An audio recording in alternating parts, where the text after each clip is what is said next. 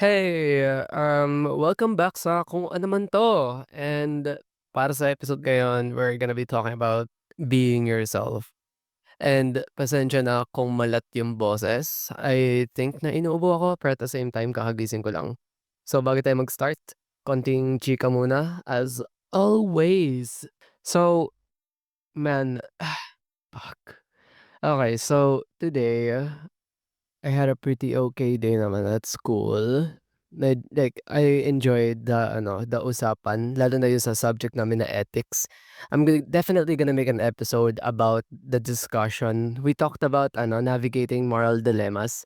I am so going to make that a podcast episode. Para that way, I can educate my dear listeners kung paano ba mag-navigate ng moral dilemmas. Kasi ang dilemmas kasi, like, you face these problems all over your life and you can approach it in so many ways. Kaya knowing how to navigate these problems will help a lot when it comes to decision making. So I will definitely be making a podcast episode about that. Not only will it be beneficial para sa listeners, it will also be beneficial para sa akin and my peers kasi magkakaroon kami ng reviewer. Para kapag exam na, babalikan ko na lang yung podcast episode ko tapos papakinggan ko na lang instead of reviewing my notes. 'Di ba? Talino rin eh, no? Diskarte. Pero yeah.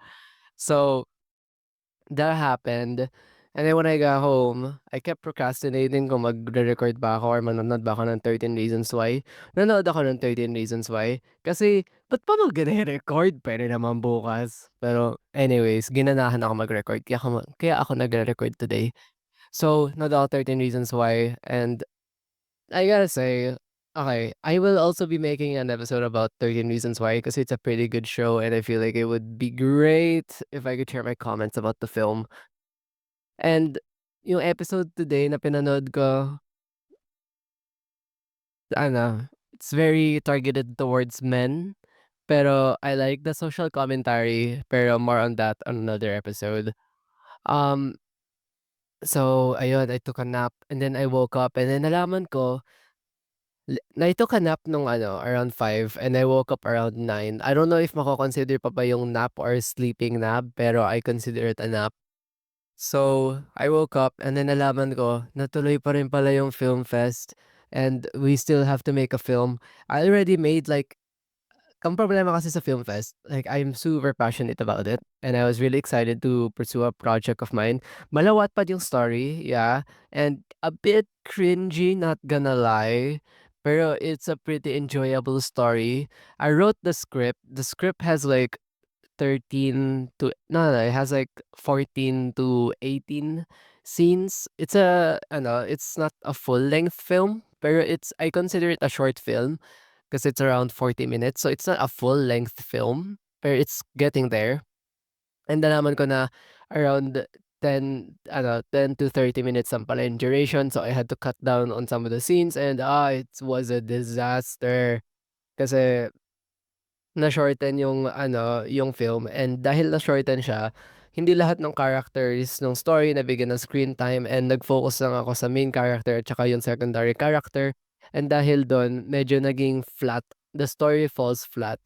So I reached out to my group mates so like, "Hey, maybe we should pursue our backup film project which is about a guy dealing with the death of a loved one and then lumapit siya sa self-help group in order to help with the to help him cope with the grief. Pero it turns out na yung self-help group na sinalihan niya is actually a demonic cult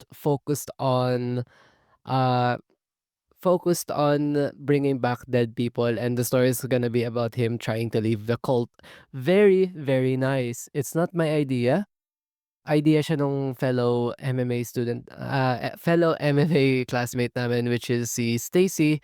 So, she's probably not listening to this, but if you're listening to this, hey Stacy, welcome to the show. So, ayun. Sound. Ah, why did I just get flustered now? Right, just now. But anyways, I'm blabbering. So ayun, ang deadline ng film namin is sa March and Oh my God, ilang weeks na lang magma-March na.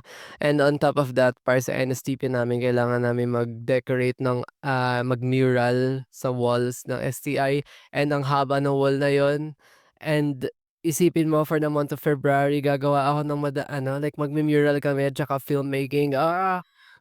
On top of that, may assignments and major projects pa. So, mag-i-stockpile na ako ng episodes para that way, my dear listeners, lagi kayo may mapapakinggan tuwing Monday, Wednesday, and Saturday. Iibahin ko na yung schedule para that way you can start your week off with kung ano man to and be in the middle of the week with also kung ano man to.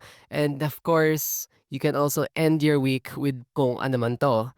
Para that way, if you ever feel like it, nandiyan na yung episodes para hindi kayo mainip kakaintay ng new episodes ng kung ano man 'to. So anyways, that's all for now. On to the episode. Being yourself. Teka, sip-sip muna ako ng kape. Tangina, ang sarap. My God, I love coffee. So, on today's episode, being yourself. Alam mo, whenever people ask for dating advice, life advice, or yeah, just general advice, one of the advice na lagi kong binibigay is just be yourself. I know na napaka-common advice nun and almost everybody fucking says, be yourself. Pero what does being yourself actually mean? It can be interpreted in so many fucking ways, pero this is how I interpret it. Being yourself is like magpakatotoo ka kung sino ka. Pero you can't really do that kung hindi mo kilala ang sarili mo. That's why I'll also be making an episode about sa theory ni Aristotle, which is know thyself. And I'm gonna talk about all the ways na you, my dear listener, can know yourself. Kasi I swear to God, ang daming benefits of knowing yourself. Kasi napansin ko, marami sa atin na nag-exist na for a few fucking years. Not a few, like a lot of years. Like marami sa atin, especially pang among my peers, na hindi pa nila fully kilala sarili nila. And I see how much how much it serves as a roadblock for them to make proper decisions. Like so much of them don't really know kung ano yung gusto nila, sino ba sila, like what the fuck do you want from life? That's why I'll be making an episode about that. So if you're still confused kung sino ka and you want to know who you really are, stay tuned for another episode of kung ano man to. Pero for now, focus tayo sa being yourself. So, kapag nagpapakatotoo ka kasi sa kung sino ka, ito kasi ito yung like this is why I always preach it. The number one reason why is kasi when you're being yourself, kapag nagpapakatotoo ka sa kung sino ka, yung mga tao na kagaya mo or yung mga tao na nag-a-agree sa points mo, like people that like being around your energy, people like-minded people such as yourself, like people with the same music taste, people with the same interests. If you're being yourself, lahat ng mga taong yun na na-attract sa mga bagay na ina-attractan mo, lalapit sa'yo. Like, if you're into classical music, go like be vocal about it. Tell your friends all about it. And people that like the same type of music that you do will naturally come and be attracted sa'yo. And when they are attracted sa'yo, they will like you guys will definitely vibe. And then you'll build strong relationships built on similar interests. And thanks to that, not only will you feel more fulfilled kasi, oh my God, I don't feel alone. Mas mako-cultivate pa yung interest mo within that field and also at the same time, you'll make amazing friends and you'll grow your interests with those types of people. All because you're being yourself. 'Di ba? The fucking benefit is huge. And another fucking benefit to being yourself, 'di ba na-attract mo na nga yung mga taong kagaya mo and you're making a lot of friends dahil dun. Hindi naman like hindi always a lot, pero yung quality of friends na mabubuo mo is like top notch kasi kagaya mo sila, eh.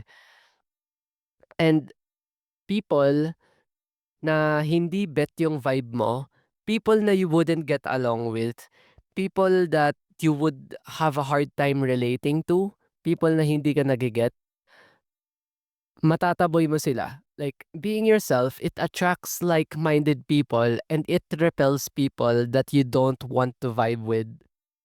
Like, wouldn't it be nice na, 'di ba yung For You page mo sa kung ano mang platform ginagamit mo, Instagram Shorts or whatever the fuck it is. 'Di ba yung For You page mo, lahat ng mga content na ina-absorb and kino-consume mo in a day-to-day basis, all of those contents is catered sa kung sino ka. Imagine if you had a For You page pero for friends and meeting people, wouldn't it be nice to have most of the people that show up in your life be the type of people na you want to be with? 'Di ba, ang laki ng benefit? And people that you don't wanna be with, people that, you would have a hard time relating to, naturally, they wouldn't be inclined to approach you. And it sounds sad and whatever, yeah, less people to get to know kasi that's a potential friendship, I know. Pero like, the quality of friends and the quality of people you meet will definitely be enhanced kasi it saves you the headache of having to meet people that you don't really like. It saves you the time and energy of trying to fit in a group of people that don't get you. It saves you so much time, effort, and energy.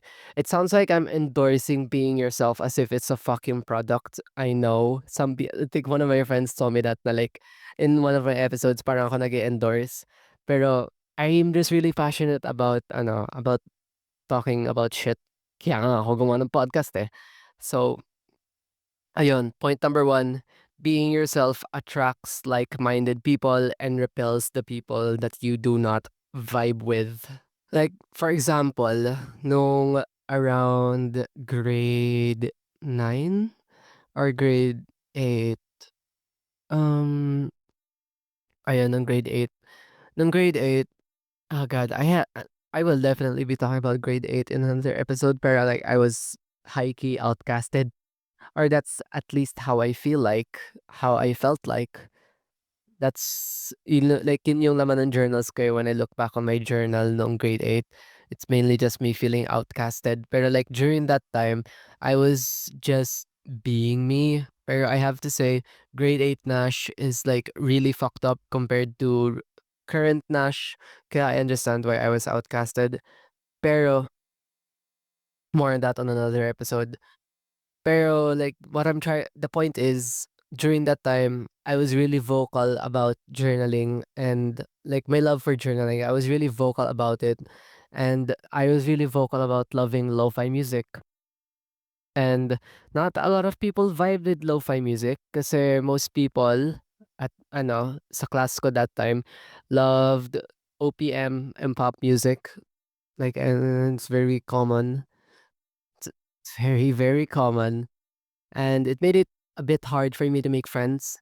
Pero the friends that I made were like really chill. Like they fuck with the whole lo-fi journaling. They fuck with it.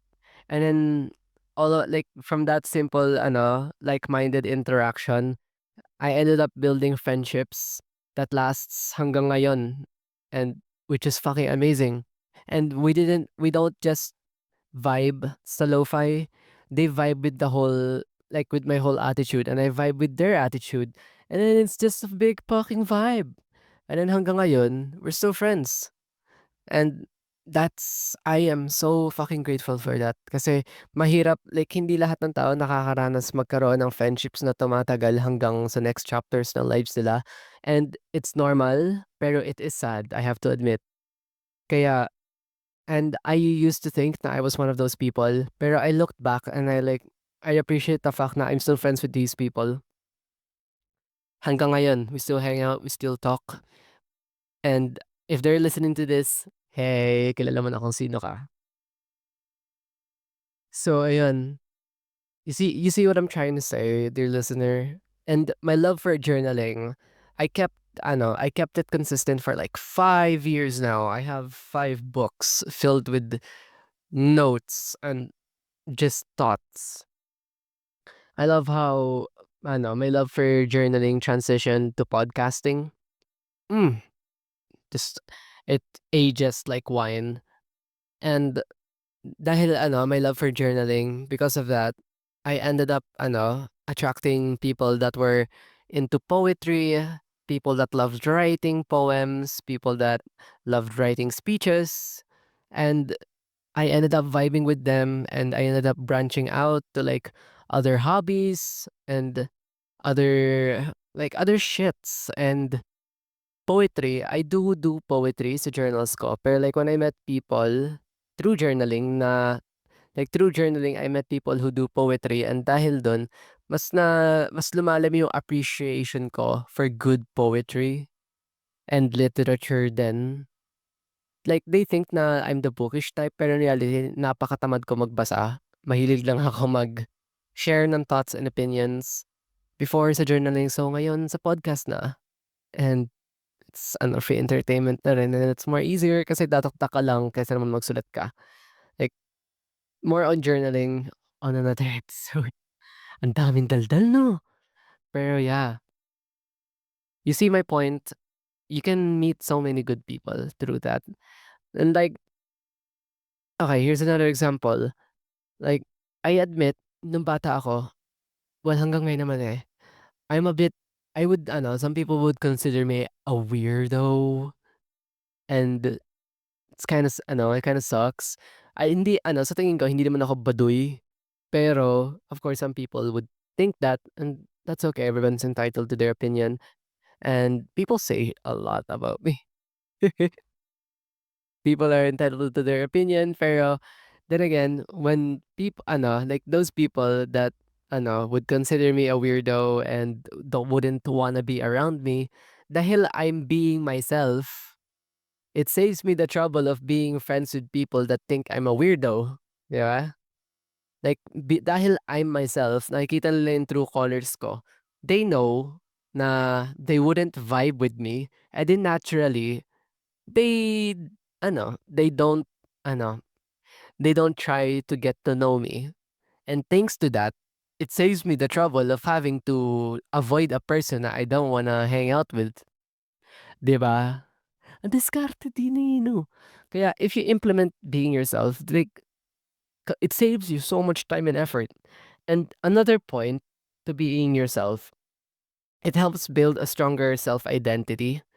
Kasi ayun na nga, the step one is knowing that know thyself. Thank you, Daddy Aristotle. Pero ayun, step one is know thyself. And when you know yourself, you can be yourself. You can be yourself like in a better way. Or sometimes it's vice versa. By being yourself, you'll know yourself. Pero back to the main point, I digress. It helps build a stronger identity kasi pagka nakikilala mo na sarili mo, and then pinapalabas mo yun sa ibang mga tao, like nare-repel mo yung like ine-express mo yung self-identity mo, makikita mo if you like the person that you are or not. And mas mako-cultivate yung identity mo as a person. If you put yourself if you put your true identity out there, you'll like, yung magsi-sink in sa'yo na like, "Yeah, this is me. I like who I am. I like that I like the fact na I love spaghetti at night. I love the fact na I'm quirky like I like the fact na I love indie games. I like the fact na I love watching soap operas. I love the fact na I'm low-key a theater kid. I love the fact na I love horror. And I love watching crime documentaries. Like, that those traits aren't actually me ha, those are examples. Pero if you like dun mo makikita kung talaga bang gusto mo 'tong mga 'to or hindi. And if so happens na like you realize na maybe like there's two sides to this coin.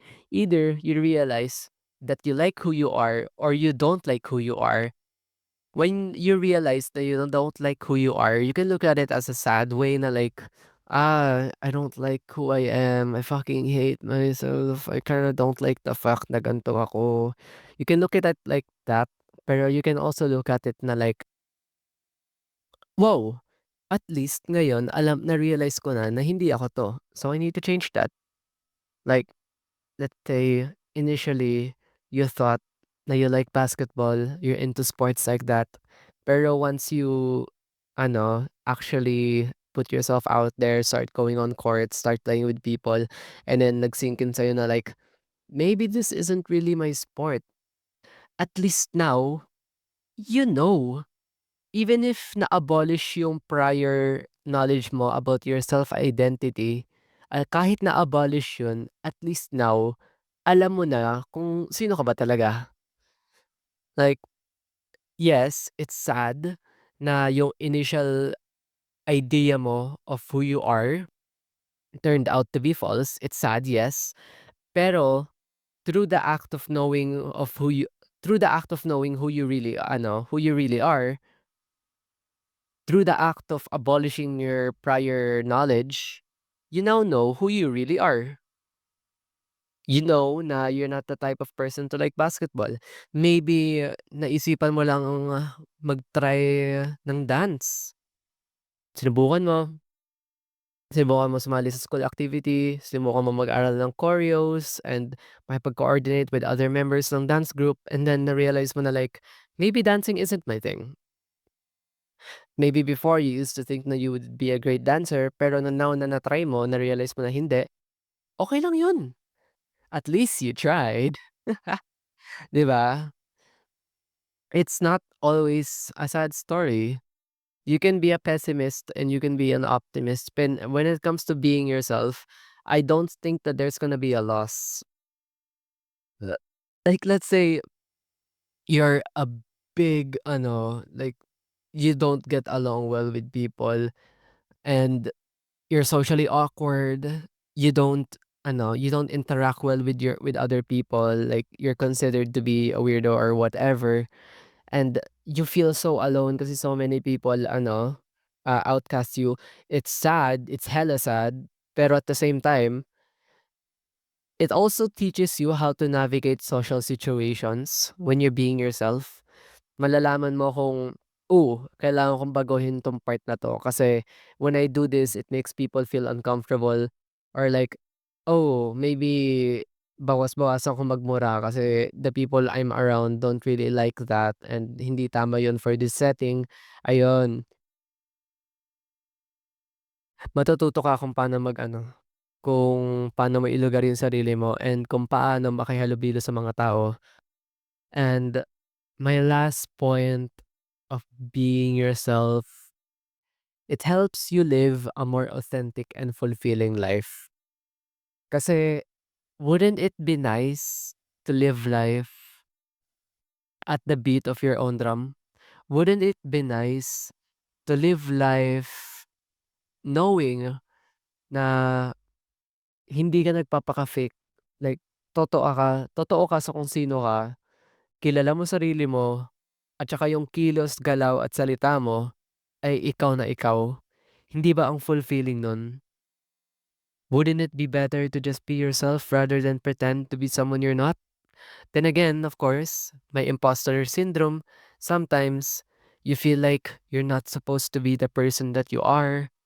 Pero that's why you need to know yourself.